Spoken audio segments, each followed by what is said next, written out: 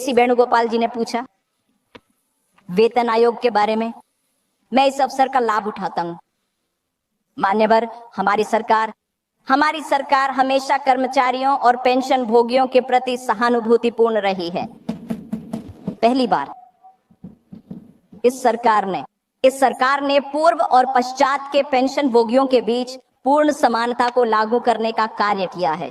7वें वेतन आयोग, केंद्रीय वेतन आयोग। इस प्रकार सभी केंद्रीय सरकार के सेवानिवृत्त पेंशन धारक जो पहले सेवानिवृत्त हो गए थे, 1 जनवरी 2016 के बाद सेवानिवृत्त हुए कर्मचारी अब वही पेंशन प्राप्त कर रहे हैं जो 1 जनवरी 2016 से पहले सेवानिवृत्त हुए कर्मचारी प्राप्त कर रहे थे। यही पहला मुद्दा है। इस प्रकार पेंशन भोगियों की समानता की मांग को हमारी सरकार ने प्रधानमंत्री मोदी के नेतृत्व में न केवल स्वीकार कर लिया है बल्कि इसे प्रभावी रूप से लागू भी कर दिया है। प्रधानमंत्री मोदी ने जनवरी 2025 में केंद्रीय सरकारी कर्मचारियों के वेतन और लाभों को संशोधित करने के लिए 8वें केंद्रीय वेतन आयोग की स्थापना को भी अपनी मंजूरी प्रदान की है। अब संशोधन के संबंध में मैं संक्षेप में एक पृष्ठभूमि देना चाहता हूं ताकि माननीय सदस्य वेणुगोपाल यह समझ सकें कि यह संशोधन क्यों किया जा रहा है। छठा केंद्रीय वेतन आयोग महोदय एक विशेषज्ञ निकाय था जिसने सभी मुद्दों की गहन जांच की थी।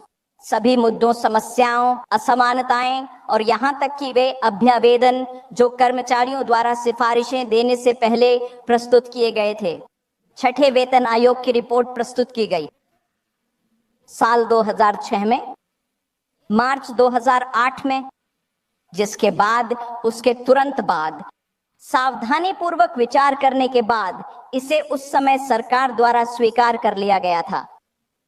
मार्च 2008 पेंशन तय करने का तरीका जो छठे द्वारा सिफारिश की गई थी। केंद्रीय वेतन आयोग जो कि पिछले केंद्रीय वेतन आयोगों के समान ही था, इसलिए इसे मार्च 2008 में सरकार द्वारा स्वीकार कर लिया गया था।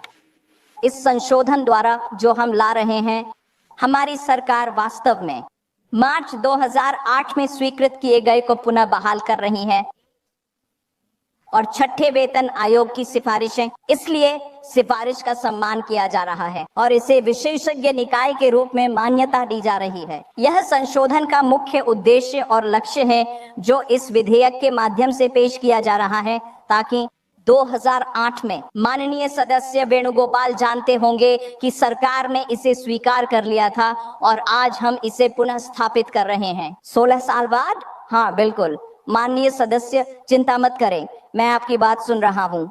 सदन को गुमराह कर रहे हैं, बैठे। माननीय सदस्य बैठिए, मैं बताता हूँ। ऐसा क्यों था सर? 16 साल बाद क्यों? कई न्यायालय के मामले चल रहे थे, हमें फैसले का इंतजार करना पड़ा और फिर हमने कहा हाँ, अब सभी सुनवाई समाप्त हो गई है, फैसले प्राप्त हो गए हैं, हम 2008 के निर्णय का सम्मान कर रहे हैं, लेकिन बीच में मुकदमेबाजी थी, मैं इसे कैसे उल्लंघन कर सकता था? तो मैं सदन को गुमराह नहीं कर रहा हूं और माननीय सदस्य वेणुगोपाल को कृपया यह जांचने की आवश्यकता है कि क्या मैंने कुछ गलत कहा है और साथ ही यह भी देखना चाहिए कि क्या यह आवश्यक संशोधन उनके सरकार के दौरान लिए गए निर्णय को ही प्रतिबिंबित करता है।